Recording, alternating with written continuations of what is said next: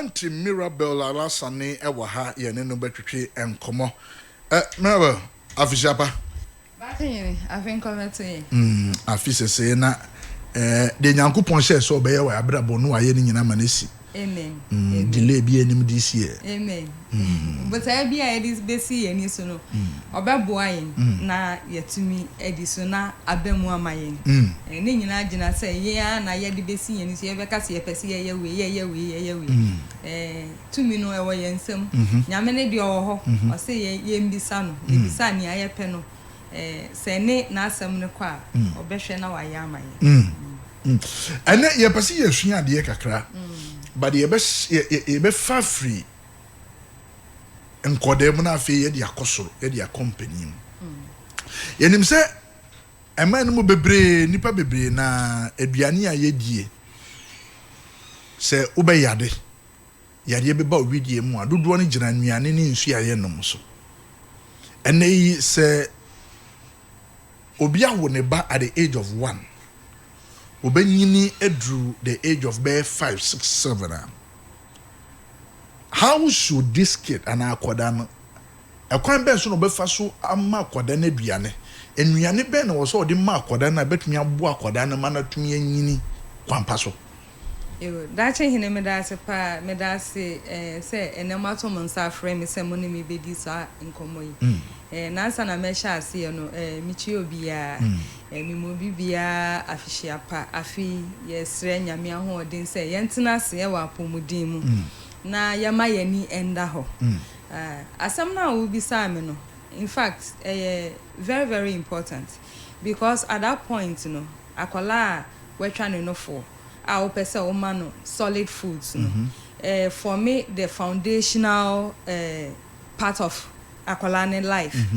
inti aduane a obema no eno na ebeboa no te say the way our kan no na adwemu bebie ebeboa no na wanyi papa na pomuden ni moja ebeye normal na adwemu bebie and all those kind of things our co school a ebeboa no sesia no yeah, mama for no bebre no because of adwuma ya ye busy nti ye mu bi ye twa ye mba no fo a yentumi nya emre enua nduane a ese yetumi de ma amofra no mama for no bi nso tumi ka say akola no me ma no bibia ondi o je say chance mu aduane ana broni aduane na they are process no ya process no unse eno no sugar ewom na ni ado be hye abofra no nso no eno na onim na sa wo abofra fofra unse nufunsuo no eyede but abofra enim the taste of sugar enti say wo man nufunsuo no eno ye nyame abode eboa no na sa wo twa no efri sa nufunsuo no na eye wa adwen say o man aduane wanfa asichire antumu se de we anofusuo no ti a akola no ono onimu sa na yare bebre wo honom a eba amofra so no ebi wo honom a efri aduane on omudi because yare bi ti say yemfa say autism ebi wo honom a nduane bi a yede ma amofra no omuntumi process ni yi unse wudidi a body no say e break aduane ne down yes but emofrani bi wo honom a omuntumi process aduane ni yie nti omu benyi ebedu be say 2 3 no obeka so me ba no onkasa me ba na nyese na afede wahu sa symptoms no ebi nso wo ho a ye de wo ebi nso wo ho a efi aduane mu na say wetwa oba no fo no aduane a wo ena ana eja na abusua ne di mu enua na ese o start say o de ma abofra no nkakra but esan say abofra no ondi mekoda no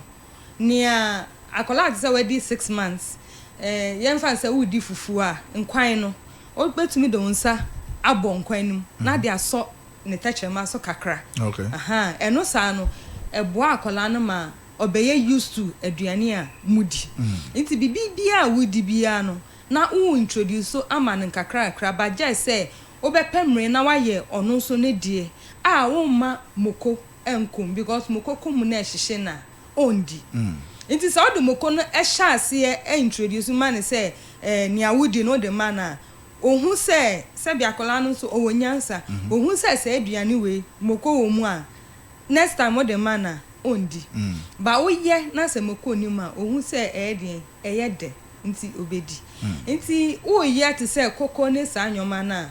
say o start here koko no obetumi de no fonsuo ni bia de afra ama akola no nti eno no wenya the taste of yamfa say koko no e na wasenya the taste of ne no fonsuo no nti ye bibia obe ye used to e na te say koko no sa na e say wo sone so e say o mane like smooth light one pa light one ba o mane ya rough na no fonsuo na wanom sa no eno apo bi anim roughage like enye rough nti wo ya ne sa na e ka ne no obe say some foreign material bi nti eno so onye de ondi nti obetumi amane fruits ni vegetables to say banana say ubetumi apoto no amane kakra but we introduce aduane ama akola no ese say uma weni da ho in the sense say esono akola bia abrofo no omo de bibia ba omo say blood group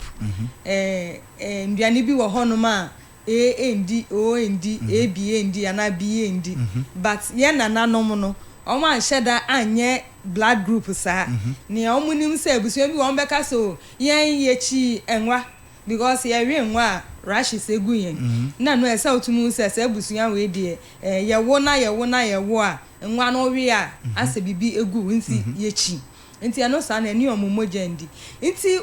wo ma akola na aduane a esa wo fa aduane we a wo ma no eno nko a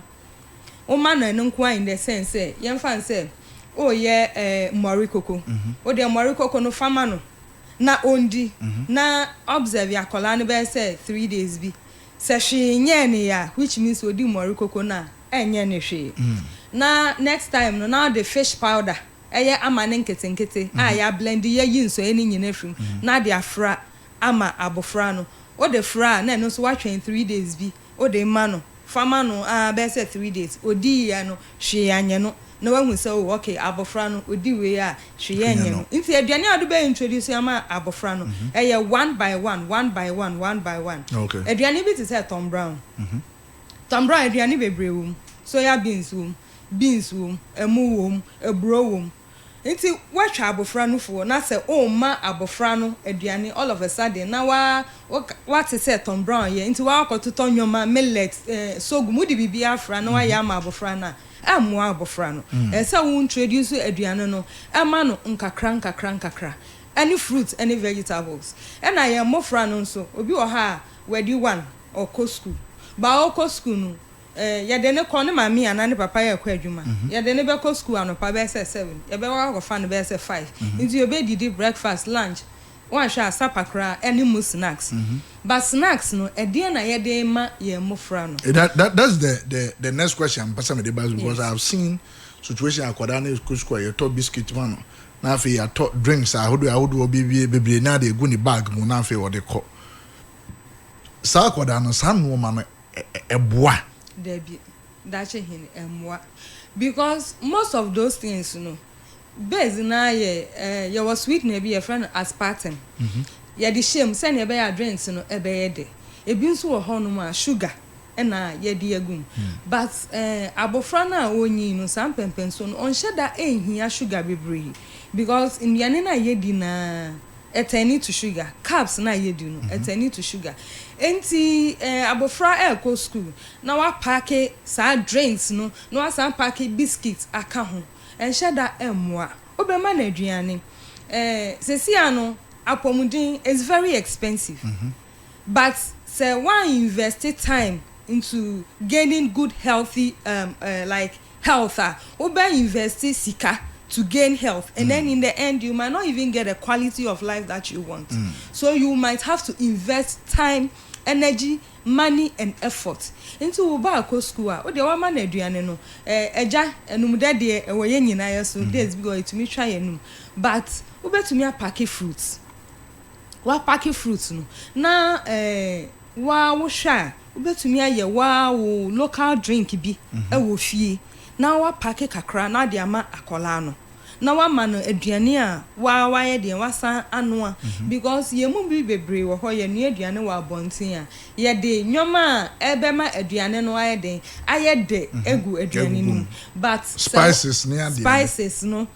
oh ye toto ne ebema aye fisi aye ntechema no akosoro nti unu aduane nkura na enye da we betu aka se aduane enye da because our spices no ebi enhye da enim nti wa pemre na nua aduane na fama wo ba no na tenase na dwen se o dia so obema no sa drinks ne kura ya fan say once a week ubetumi nso aye fruit juices ama abofra no but abofra on sheda enyi bebre no uma no fruit juice vitamin C ne dose wo mu a ebema ne yam ayedin ehwie saa nti obe balance no ene wama no kwadu wama no ekutuo echina wama no watermelon wakati ama no ode apple bi ahyemu ama no na se ne ebe ya ye betumi I introduce in kola no say omundi fruits and vegetables in kola bebre wo ho omumpe fruits omumpe vegetables eno ane se chance aduane ye hwie ne a mix ne ye de amom nti eno ano munim but say ukọ wanim na onua aduane te say the way onua aduane ma abusuafo na onua abofra no so de se ne ebe ya obenyi nkakra afedi oni abusuane nyina ebedidi no ebeboa abofra na pomude in a situation to say fruit asma wo kan I have an experience me pe kwedu pa until say me di kwedu ba akwa anka ekume and mommy slow down on eating banana. This time around the say nnuane bebre na ye ton market no banana oyi ya na odi edro bi hye and the medi mommy problem ni nyina ye the omodi edro no ahye because you buy them from the markets. How do you make sure say e bia fruit amedi mommy bay enye di edro ahye because mommy na wakoto no oton agin sika nti won kan je say we the edro ahye and typically nya fe say bi me ko wure ma ko twa kwadu na me ma ba be hye. So there is a woman be me talk with on ncha me bisa no madam we wa na wo share ya na ase we no edwom na okotor. So the woman was blunt with me so we ndie me ton odwom nti I decided not to buy. How do we make sure say the ede man koda no se mpanifo kura ye di na e ma ye nsoso aso a how do we make sure that the kind of fruit that we are giving to our children they are wholesome?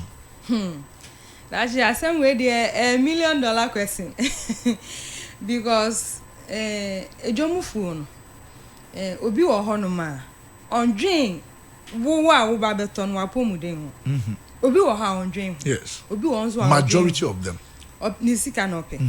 nti se wakota ade no na obi ba beton no ni adekoye se okodi se okoye ende emfa no ho wanya ni sika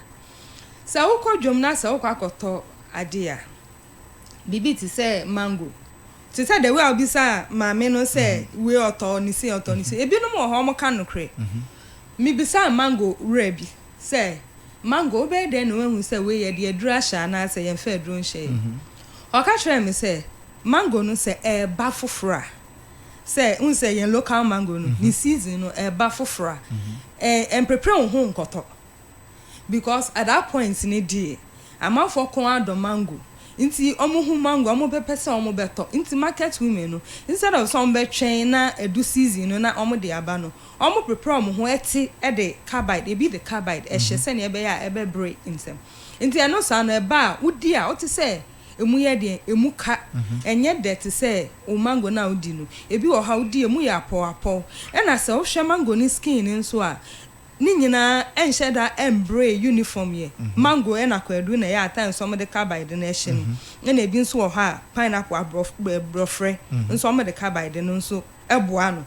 nti ebi wo ho no ma o hwe ho a instead of say ni nyina be yellow no enye yellow ye part bia ye green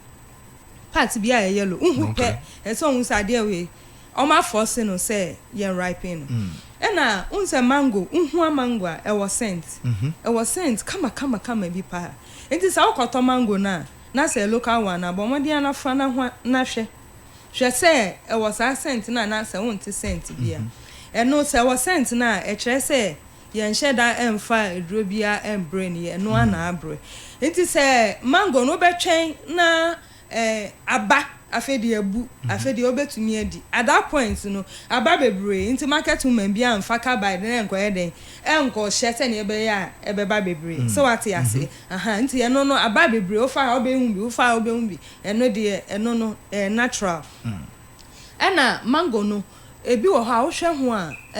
ne afri nkrase obi wo ho no ma waye o mango be say 4 pe eno sa no prepare ne ho enhye na duro but mo ye ne farms ankasa no omo na times omo di but for the ordinary Ghanaian no onko ekrase ono okodwom enti ufa he ya ye nim he ya se de ukọ ufa run about you na say ukọ ma me bi ton mango ekiro there was a day me come hu mango na ye yellow na efe I wanted to buy but there was a guy I mean in nam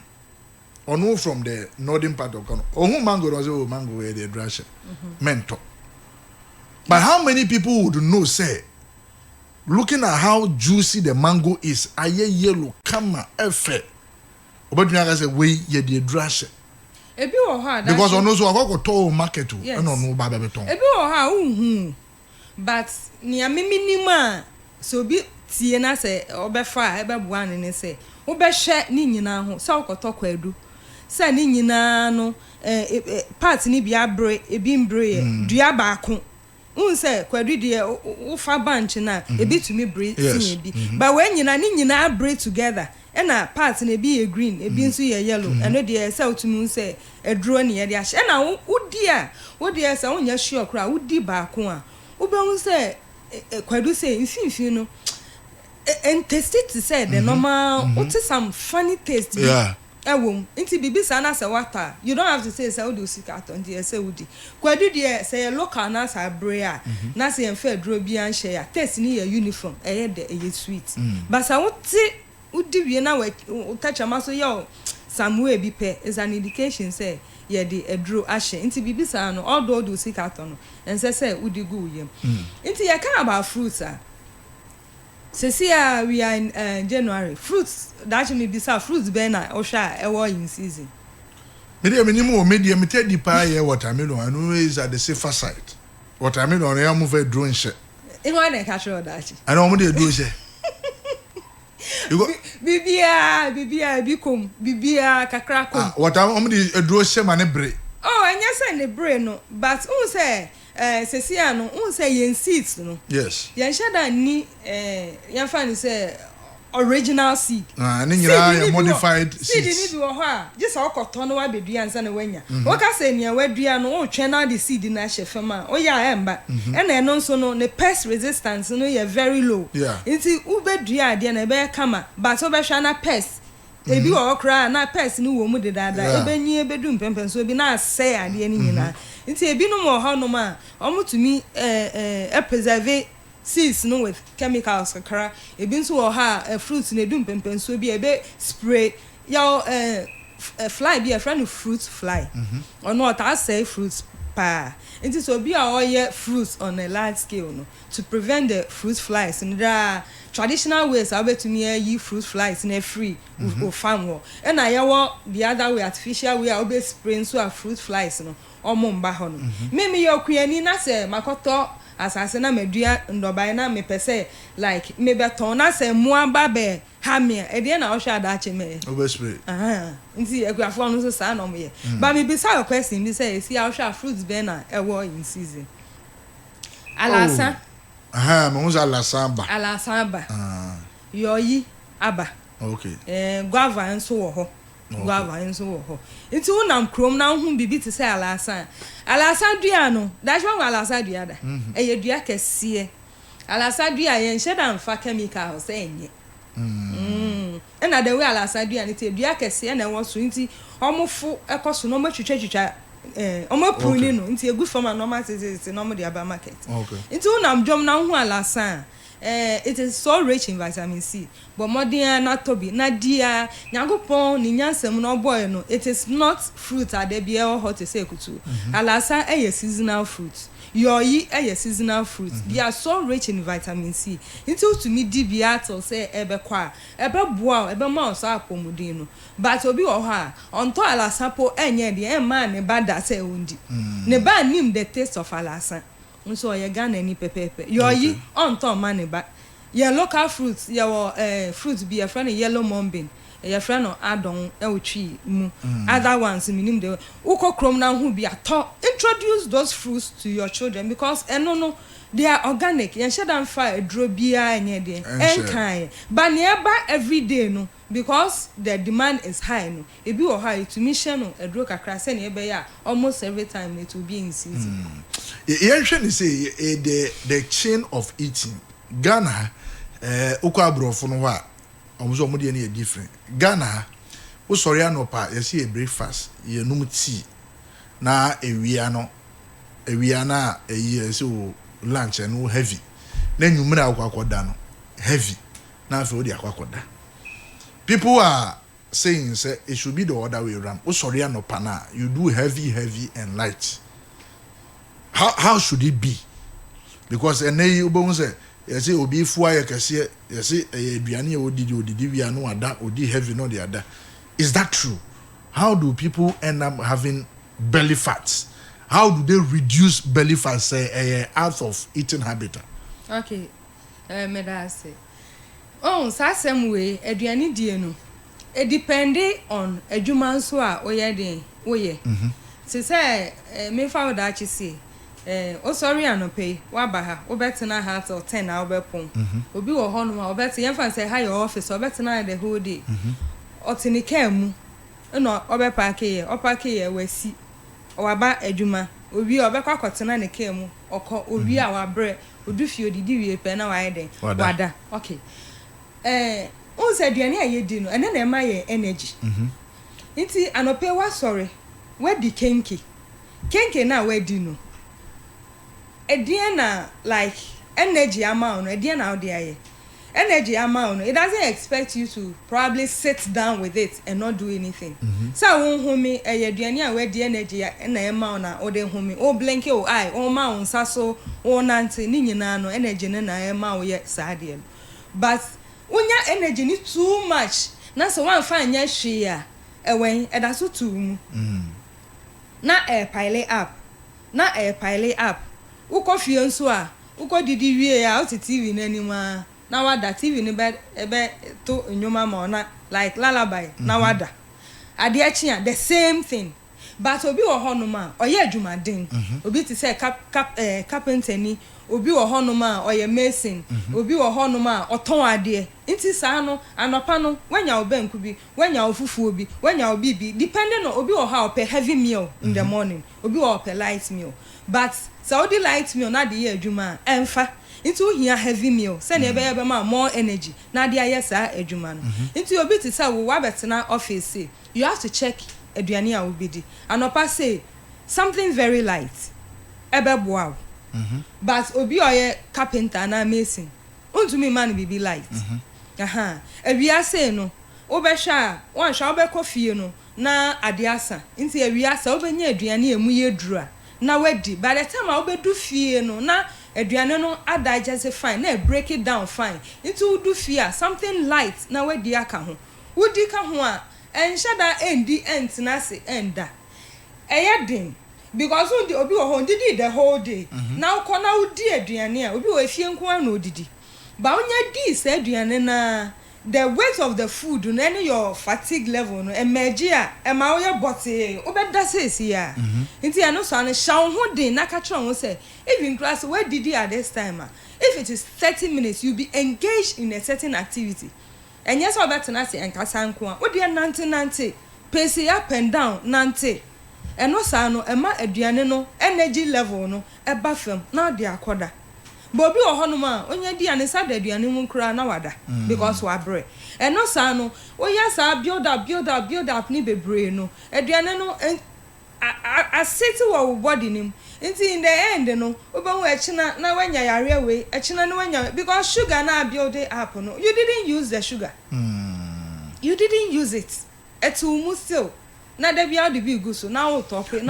but people have the assumption say uhwe in the morning say baba adwuma ya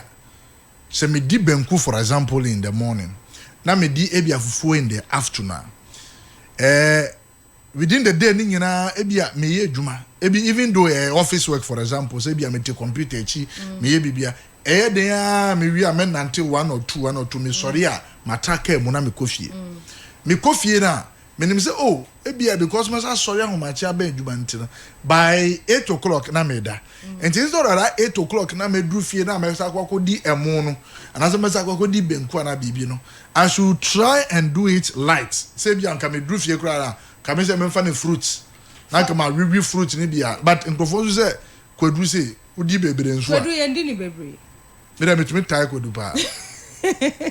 amenya no be dia sa so be 15 kura ma wi da chi da bia dos calories e wo kwadu mu no wanim nti kwadu die at least we dia be say yemfa nse be say 5 bi dia we dia ne nkate ene ma yemi ho abrache oh enya brosa say wo mu a say o ma o ye exercise me boa wo mu a that show ye exercise exercise die obi enim say me kwadu die yen sheda endi me every day I try to sweat. Okay, it's very good. Yes. Sweating also like a toxin say free something that I will talk about. So unim bibia baby ejina ya adwene so o catch ra won say like if you tell yourself that oh enwumre mi ndidi ye nti medi awia de aka enwumre de na say even if you are full you have told your mind that aka enwumre de so when you get home your mind will tell you that it's left with the evening's food and you will eat. But if you tell yourself say nia wedi no eye ukofie kra na say come de wa ubedi bibi light na wanom nsuo na wada you tell yourself that and your mind will accept it. So okwakodi bibi kra your mind will tell you say hey we are not used to eating heavy in the evening we eat something light. So it is your mindset obi okache no say me ndidi a me ntumi o hwe ya January most churches eba be fasting ehona nka me ba nkrofo bebre wo ha fasting we omonye because they to me engineer the fact say eh me ndidi ye but ejina wadwen so e na bronya we yakọ bronya we da che me make me medidi pa because me fie me nua aduane amanfo bae me tu kwai ko me kra kuku a e wo sunhu machiri ho ye ko didi ye fine you understand but my me ho fine but why you ho fine no aduane na ndwen se wan hwa wakopupu nti ye ko undigested food particles and that's what we mojam because aduane bi wo ha wudi a it takes about let's say 3-4 days and then ebe break it down in your bloodstream nti enfalesa we di we pupu nti enko ye ete ho nti fasting empempenso bi a nipa bia tumi ese nipa bia tumi ya fasting na sa time no stored food particles no stored fat our body ni dia kosie ni nyina no ebetumi eyi na pie na breaking it down na ase o work o dia call machine we shop ayaya overhauling you understand nti ese fasting no helps the body no ebe renew itself stored fats ni nyina no ebe yi pie na abene ne down nti unso obi ho ya fasting na ne swati on didi na body no so you so near wo ho no na you fasting day 1 day 2 day 3 now your body begins to know say you fasting into automatically no we be also wo ho a common deal because your body no make use of the stored food items in your bloodstream. But let me ask you here the end nyame ya adoma wo kira na ye hyase say obi ye fasting so for example my church ye hyase 6 a.m. You be break around by 8 p.m. Right? And but at 8 p.m. na ye break you know. Eduane ben because me break 8 na. Me fraso dem na me go via me kwa kwada be come sorry aba adwuma. Eduane ben na was me di was breaking the fasting. Okay. So metumi aka say fasting no type of fasting ben away in the first place. As Rebecca say yeah fasting, but you only peduan obi wo ho or yare like or yare obi wo ho also obi wo ho yare bi wo ne ho. You understand? Esa utumi hu ni peduan no na aka say o me ye healthy nti betumi akọ 6 to 6 and I say me ma ho ode ne betumi aso 6 to 3 and I say ma ho ode betumi aso 6 to 12 nti ne sa no ese uhu nia ebe ye okay amawa na waye enti sa wo ye no obi nso wo ho betumi aka say o fasting we aye ba be ye meye fasting ni bi but meye yemfa say water fast me nye aduane nti obi wo ho no ma throughout this fasting period ni nyina no ono obeka say fruit nko an obe ye ondi aduane a emu yedu say 21 days a obetumi aye fruit nko an obi wo ho no ma obeka say o me to me ye fruit no but me follow the normal fasting me didi ye break ya na medidi but say o ye fasting na say un didi ya un say o intestines no da bia didi no emu bie but say un didi for some period un intestines no emu close enti un to me nka say o break o fast na we dey my sister bi see on aduane ya na dan for pa enti ono ye oya omo ye fasting some time ago and fufuo no dey breaking the fast no time na omo breaking 6 so why ye no kwan ye si ho deda ye nya breaking ya na wo chese fufuo no chese when di fufuo na on to me but o ye say o san e shock your body no you understand nti o break o faster ye aduane nkete and na say say udi too spicy food say udi bibi ti say oats fruits and as obedi nkwan na wanom na o body no ebeye like gradual want to me breaking on wakodi benku want to me breaking on wakodi fufuo yeah but I am answering the question relative to the fast say okay me break fasting na maybe first thing I may be amenum nsuo menum nsuo ya bi amedi watermelon for example e bi anam edi kwadu but menim say time I may break 8 p.m. I'll be sleeping by 9. Okay. Enti sa 8 no se me wi a na ze bia medi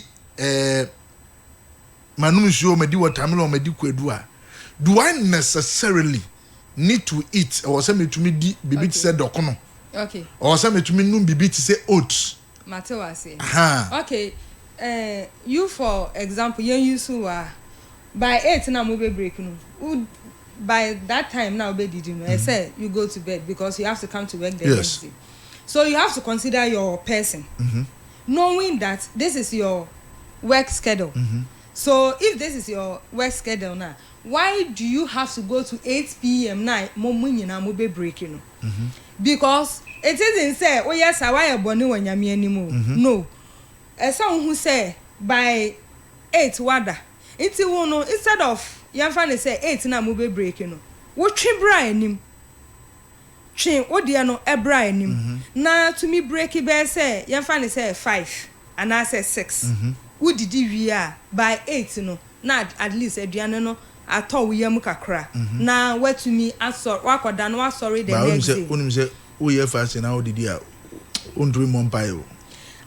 eta wo breaking that be say in between on start 6 ni nyina wo betumi aka kire on say every hour bi abede wo be bomb pie and now every 2 hours bi abe bomb pie and every 3 hours wo be bomb pie but ontumi nya fasting na onam ho a on bomb pie on kan wo bible and on ko hunger strike hunger strike so you fasting there you have to discipline yourself now I catch on who say okay me start 6 me do me bomb pie every hour but me 2 hours and I me 3 hours and stick to it and read your bible as well and no sano I say only nyame enya nkita ho but why you fasting why won bomb pie why won didi why won am ho hunger strike u kire won ho kom onya fasting bi aye asori kra anwumre kra e be kwa ne nyina bomb pie and no so wonko e wo mu ana akọ so you fasting you are not doing fasting you are not nyame yendada nyame o e wo na wo dada o enti obi se me misa wo say when you talk about light food or see ebia anwumre on the wedi benku anopa wedi fufu ewia but anwumre wo pese o ye tea ni brodo ni kusua light and as any light okay at times you have to consider your age and consider your health obi wo honum a onam hwe like the person is healthy the cholesterol you okay and the sugar level you okay we di be 50 such a person if enyumre bi bibia do ko na person no meal on bread in egg bia what prevents you from doing it? You can do it as a light meal. But here is the case where undi 40 walk hospital yes so cholesterol high, sugar also high, you are also hypertensive. Why would you want to eat bread and egg and Milo in the evening as a light meal and go and sleep? So you have to assess yourself. And yes obi ye ntimi so me ye dey me ye esu no bia minim papa bi hwe or we meet sa enam o ma na aduane na se enam chese wa ma na aduane ni kwa nkeye obi so ho a ompenam naturally ompenam. So you cannot compare to me nka say we openam nti me so marry nam ni bi tie wo ho obi wo ho no ma obetumi edi sa light food we no akoda wi ade be chi no because the food was not able to digest no obeso na chese ne hu nyina ye ne basa ase onyare so menti apo ase yabo ase why because what force we kidney we liver time ese omode rest no what force o say omo nsanye adwuma na adwuma na omo ye no mantumi anye adwuma ni ye nti omo abre ho so wabre enti light food no esu no bia but anka ideally no ebaba be say 6 die nanka wanwumre aduane no nanka wadi ukoda na se komodewa at least banana bi wo honuma wadi obi odi banana no mu ebe ma komade no nti esa otumi hwe na sha ho se ade asan ye ndidi ye nkoda o ka kire wa adwe na okoda se wadi heavy meal obi wa weka senkete be chi no ontumi nda it's your mind. So in that case you have to make sure that you eat a little like in the late afternoon answer by 6 no do heavy meal no we dear induane bi so ha e digest very quickly eduane bi dey say your friend is saying akple bro ayama ayaka it digest very quickly. It is bibi na say we didi late bibi to say oats we do fie na say come do na person we dia for oats ka crave si just be say 3 minutes bi I been what it it has fiber so it will keep you full and seeds almond in katie any your friend is saying chia seeds ni we no all those things they contain fiber. Into say aduane bi wo ha your friend granola omo the seeds ni oats na afra no sa no so o hwe na say wo ye obi a okoda agi say bibi kakra ka meto mpa so ansa na wakwa obetumi asai no so kakra no wawe no wanom so yagu so it contains fiber so and healthy fat so it will keep you full. You don't necessarily have to eat the rice and the nkosuya yachi and all that. If it is an opa you can do that ebedu anwumre no na abene down fine. Ente bia maybe a phone lines no but I want to keep myself healthy. Okay. Eduane ben was me avoid it. Okay. Bibi a ya me ka kire me ho me so me san ka kire me mofra ne se ye nta kire mai oyo dadafo. Ubetumi adi eduane no obeka kire se o eduane na enye de ope sochen ope bibi adi eno na obeti se we didi. But aduane no ekọ otechema no eno wa no no mu a ebe take be say yemfa say odidi yemfa say at most 30 minutes no we didi awie udidi wie a aduane ne nkai no hefa na ekọ wo body ni aduane na wudi no bisa ho say aduane we ya midi sei na ekọ akọboa me nipa aduane because aduane bia ewo edro ewom. Food is medicine. You can get your minerals, you can get your vitamins, you get your proteins, healthy fats and everything from the food. It is so far aduane a udi. Bisa ho say aduane we ya midi ahoden be na wo. That is the only thing. Men can just say the way. But wo sha drink na wo kura na wo nom no. Ekọ ni pedue no mu a. Is it giving you vitamins? Is it giving you minerals? And it's because of enumudenti na opese onum. Utumi answer question we a ebe boa o se na ebe ya bibi uko oni pedue no ma ubisa ho question ne pe na unya mmoa ma ho a ebe ma wate ne a wo nom no so say mmoa wa obeka sade we ya me nom kra mmoa me nti uba no ma instead of food no one nom half because enumudenti you have to satisfy that craving. So it's okay, but continuous asking yourself that question will help you to live a better lifestyle. Okay. And you should avoid too much processed food. Aduane afa machines mu a process a preserve no no na ho odin no eso ate ate nti aduane a eda ha ohwa enche na ase no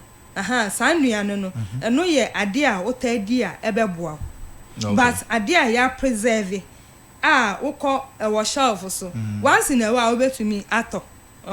ye nipa eno sa no enhye da emboa nti ti eno mo so na di aduane a etumi da ho a be say 1 week na say on fire ebetumi ase no san nuane no na ya eboa nipa aduane. Give us education. Question. Yes. What is the difference between coffee and caffeine? Because you know, truck drivers, taxi drivers, Uber drivers, you will be an energy drink or no, Serebeya, a bit keeping awake because almost say coffee or say caffeine,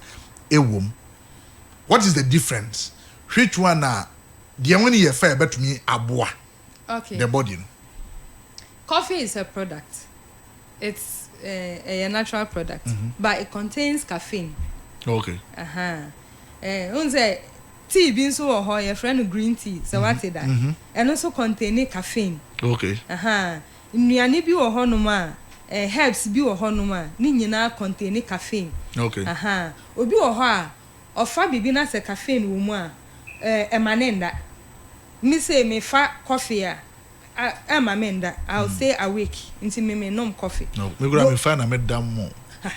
Obi so wo honoma my husband say no ma o hwa na wa bro say yento coffee man na wanom ebe ma na da ba me no ma e ma me nda. So it goes back to listening to your body. And herbs e wo honoma onoma it can energize you. Nnuane wo ho a wudi a it will energize you. Emma long term effects on any of your organs. But yes, see ano ye pe ye soft life and I pe nyoma in 10 nti onom sa energy drink na eni manim he ya ebe ma wa ye hyper ebe ma wa ye ebe quickly ebe call bloodstream ni say see ya nti ese wo ye like adwumaden wo betu ya adwumaden on ye de on tete wa ye de wa brep but in the end no esu no body na esu no me body. Obi wo ha okra strong immune system. Obi wo ha obetumi anom sa ade we ya obeka say mo say ade we e ma yare ma no ne 10 years enya mehwe. Obi wo ha ni tinku a enya ne hwe. Ba won so obetumi anom 3 years ekire no na o liver ho aka na o kidney ho aka na chesa wo wakoma kra aka wo ha na wakoma e bo peri because of sa caffeine. Onom caffeine na etumi ma wakoma kra e den ebo but onom a tie wo ho. And it all goes back to what I said, say. Idea where you cry, oh no me and I woody. Bisa who say minerals, vitamins, protein, healthy fat, carbs, ben a woman elbow. That is the only thing. Okay. That is what will guide you to eat well. It is not don't eat banku, it is not don't eat kenke. Of course, so be already maybe or how be to say if somebody is diabetic, so ten rice, so brodo, fats, and nam, any your friend is saying a breadiani, so be a diabetic naturally so eliminate it because they go further to produce sugar in your blood. Okay. But you're okay now say nothing is wrong with you. I just ask yourself, say, idea where you come how is it going to help me? And we have to look now that everybody has a smartphone. Over the population, almost about 70% have a smartphone. The way I was saying. Ebi o ha TikTok ni we ya ba sire nko a ba bomodian na bi ko like say Google pa information ni bi o ha enya ni nyina na ya create but enya ni nyina na be ma wrong way. Obetumi afa say what are the benefits of eating pineapple? Na o de kan untumi kura ma obi en kan ma o wo ba o ko school. Enti mane type bibia obedi bia ma obi nhwehwe say ade we mfaso be na wo so enti akoso abra be kan ma me type say we kwadu ahoden be na wom type say brofre atomo ahoden be na wom won oh yes sir, you are also educating yourself. And ma de be obi men can tell say the way.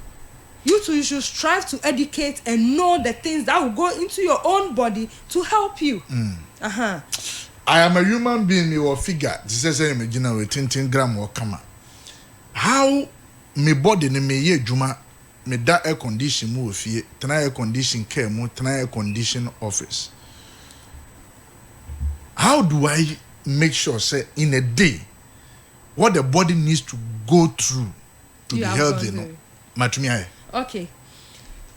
This is about healthy living. So sorry anopa nsuo ehu hia pa. Nsuo ehu hia. Enti so sorry anopa bomodia na bo nsuo. Nsuo ben. Water. Nsuo ehu like o drinking water o feel say ehu te. Make it warm and drink. Okay. And also no ewura mu a at least a bibi wo body ni mu kra akọ flashing no out. Okay. Ono mu nsuo ni wi a koso anaye ni abeye. O breakfast, what time do you have your breakfast? Obi wo ho no ma otumi nanti the whole day be say 3 and hey fiti anopa mi ndidi yo. Eno so wo ho. But fiti anopa mi ndidi ye no kwa ko didi 3. Obi wo ho didi once a day. Sana ni body ni nim.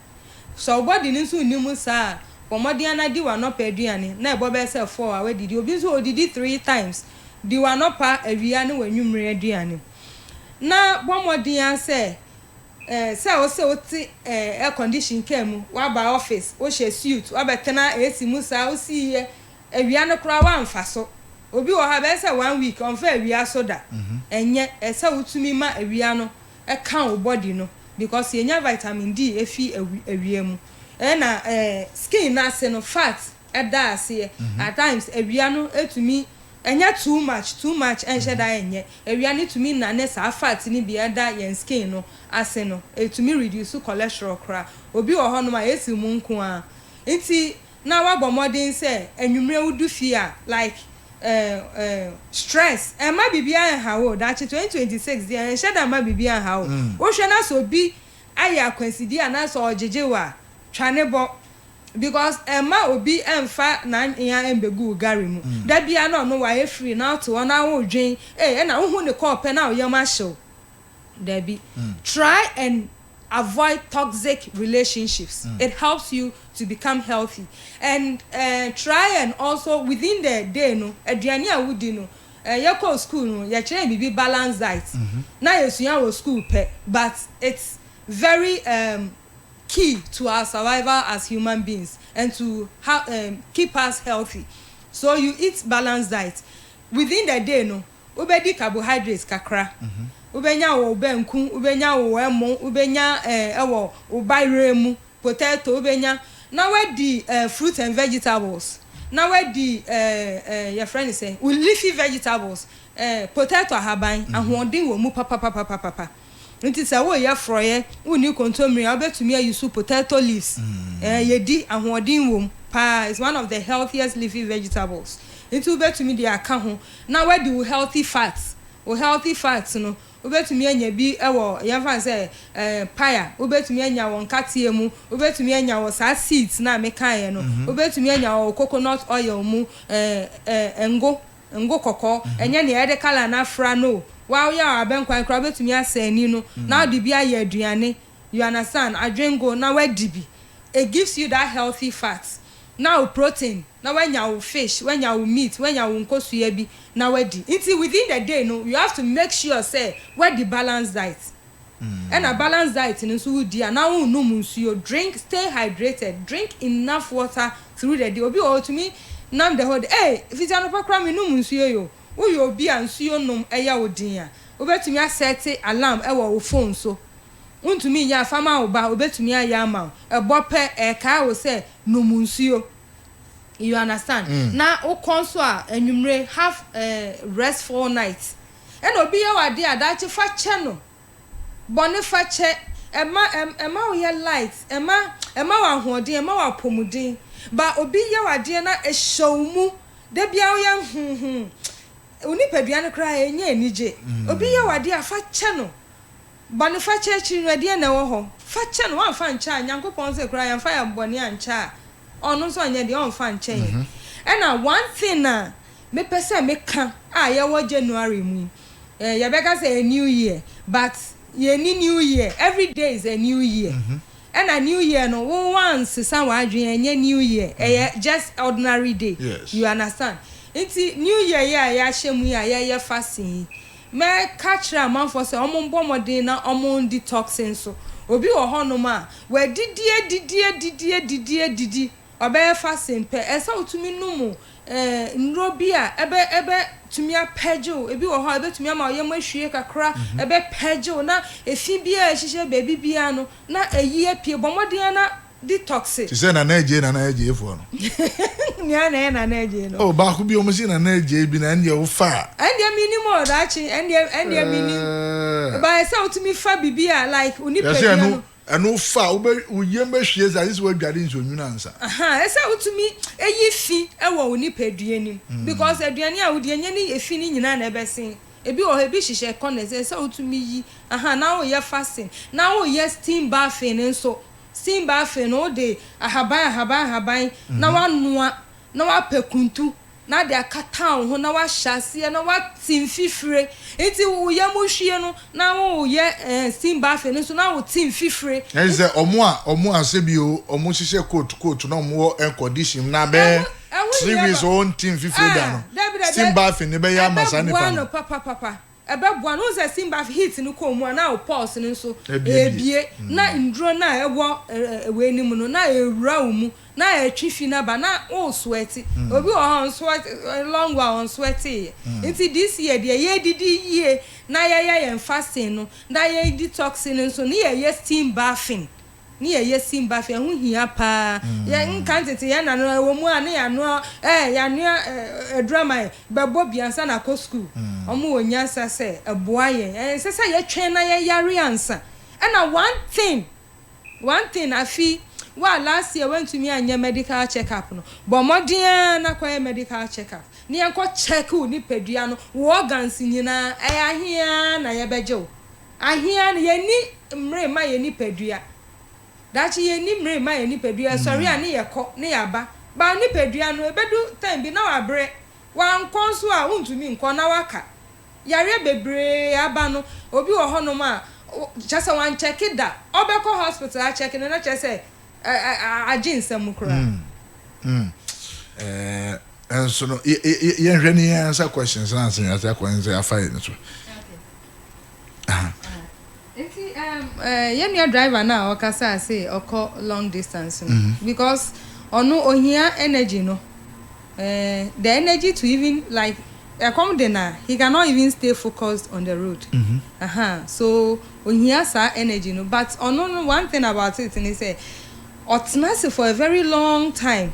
into such a person can easily have or her waist problem because there be a otnase into for a long distance like that you know o drive be say if it is like 1 hour be depending on the hours how they be kon o betumi a park it na what nentine umpomu na what stretch better 5 to 10 minutes be and sana what continue ono hwe ne eating habit no say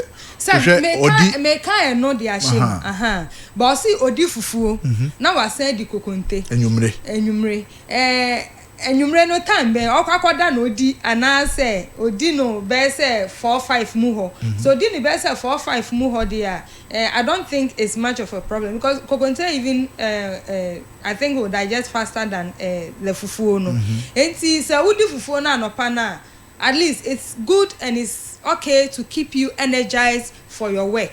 and the way out in so be here more like energetic food now ready because ejuma na oye no in fact emu ye din pa enti mesre ni se kongonte no obedi a anka say ye later on twimbra animu kakra na on to mi din ti so di ni fufuo na wa send in the kokonte no obi wo ha that's how the person is used to eduanu to me can change say on sesa but rather let's look at ways of amending it it's on twi embra animu na so obedi a na anka kokonte nso ye kakra bi a na nkwan no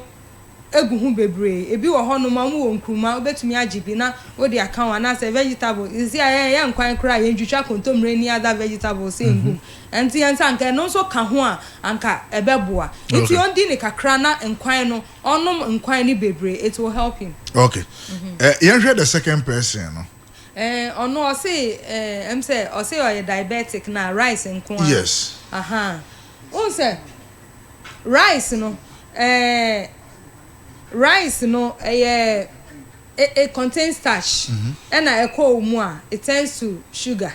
enti umpe aduane bia rice is see ano o condition into you cannot live the same so the white rice no we have to substitute it to brown rice which is a more healthier option than the white rice. Okay. Inti go for the brown rice. And no need you know den kakra because you intention money and taste you know I used to the normal white rice. Inti go for the brown rice if you like the rice meal. That will be okay for you. Ba ko bia ba almost a friend of basmati.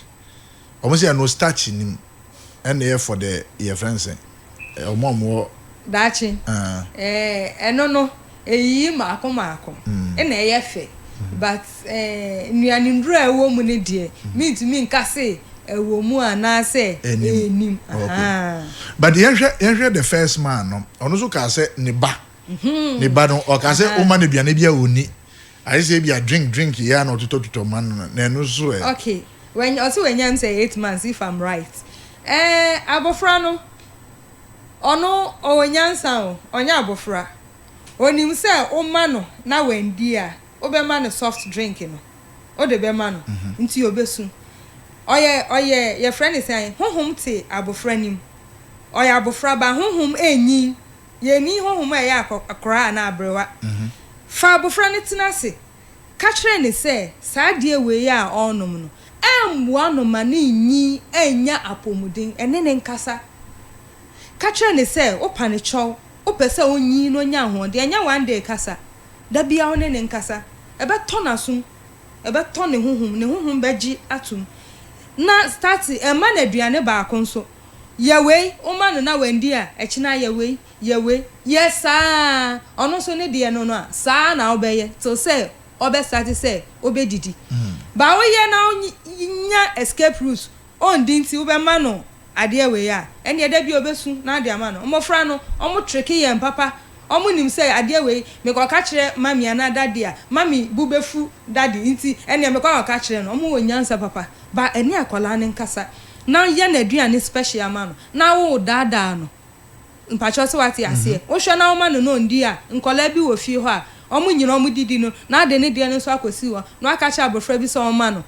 no ndi a okunu wo ha ma okunu ma no ana wo ne baby a oje ni di a fama no na kacha ni so o ma no nkola bi wo ha enna ne ma na aduane a ondibo bi foforo ma na obedi so you have to try all those options but 8 months o sakra for those drinks o sakra for those drinks amwano nti misre na onyan Bello Zuse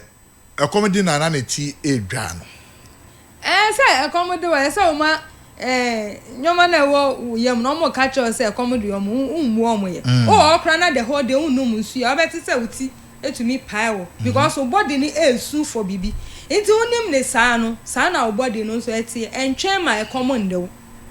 entwen e ma e common de ansa na wakodidi because aduane is central nti sorry adidi unless once in a while be why busy a undidi ye but entwen ma e common de ansa na wadidi entwen ma nso common new ansa na wanom nsu ye drop a lipton pa onu na o ka se onu no ewia kro betumi anom lipton onu on time pe duane e na o reka so betumi alum lipton ne dia kompe mu ana asamo esi edidi me nya metumi aka ne se let's no obetumi a anka obetumi a substitute kakra for like a herbal drink at say obe herbal tea obetumi a substitute no because what they say as why you addicted to it and the question that I asked and they say obebi say say nia wudi ana onum yi ahoden ben na e dey ma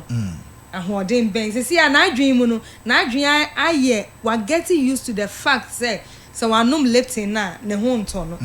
nti say ano it will take a while and so na adwen no be used to say I don't have to take lipton but gradually instead of lipton no so ko betumi aye herbal teas bia na ginger crab boss na di nsu ohie egusu a ebeboa instead of lifting no one ginger tea nti ekọ umu no it is working on any inflammation in your body instead of lifting na ube why used to sa okay guy back on the no say ni mame no or diabetic and o collapse here kura ba say nyame yadom wasanya ne being a diabetic o say what should be the solution say on to mean to us here kura how do you maintain nipa ne sugar levels no e de ani no so odi a ebetumi aboa okay so diabetes no indro wo honoma say nya abrofo duro kura ebibidro wo honoma etumi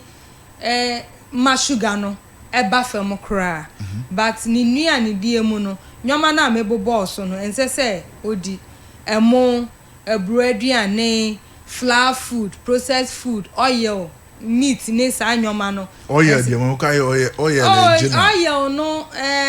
oil na ewodwa so no that oil like obedi a oil no any type of oil obedi kra enye kakra bi nti anwa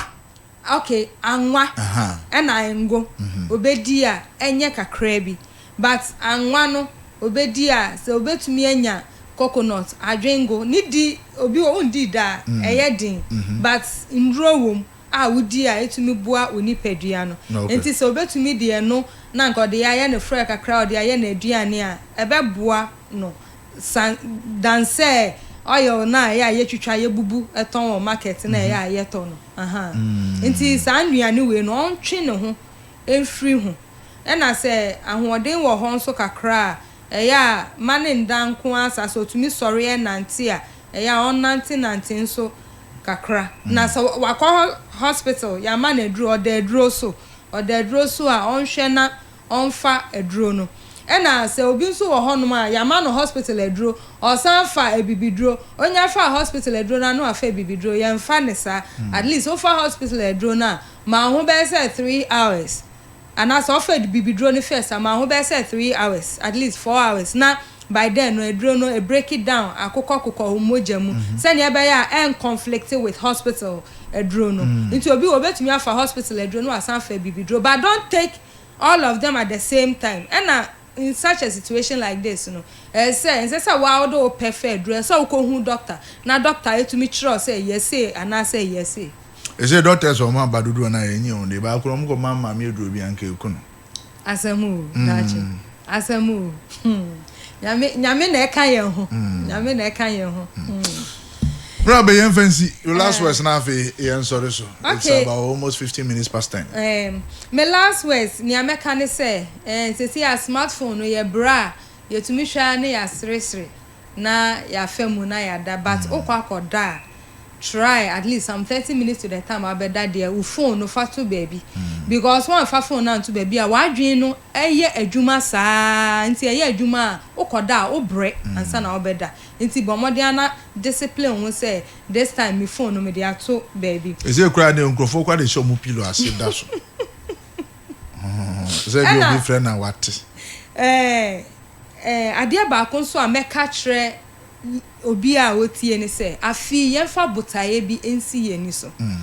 so the botaye bi si weni so a o sorry a it gives you a sense of purpose untumi an sorry na unhu ni abeye saa na ade ache eno saa no